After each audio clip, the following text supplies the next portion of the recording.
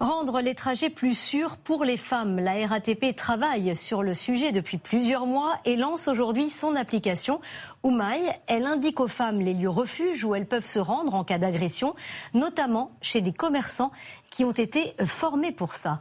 Romain Lepetit et David Madej. La parole de Nour n'est malheureusement pas un témoignage isolé.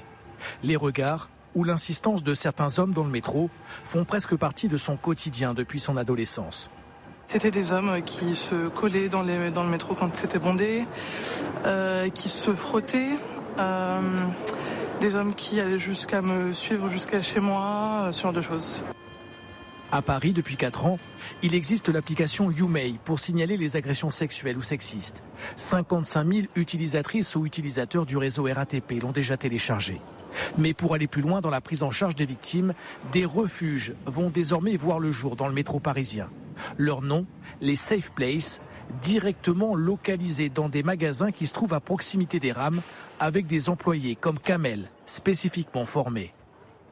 On rassure la personne en premier et ensuite, en fonction, on la dirige vers le personnel RATP ou sur ce qui était déjà arrivé, accompagner la personne jusqu'au commissariat de police. En France, d'autres dispositifs existent.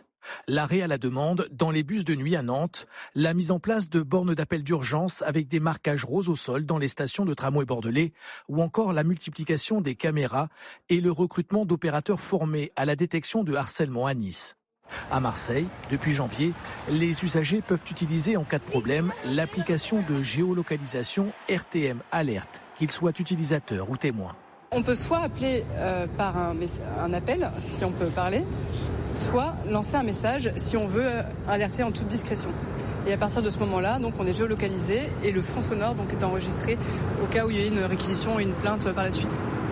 Selon le ministère de l'Intérieur, le nombre de victimes de violences sexuelles dans les transports en commun a augmenté de 13% en France l'an passé. Pour la seule région Île-de-France, il a bondi de 19%. 8 personnes.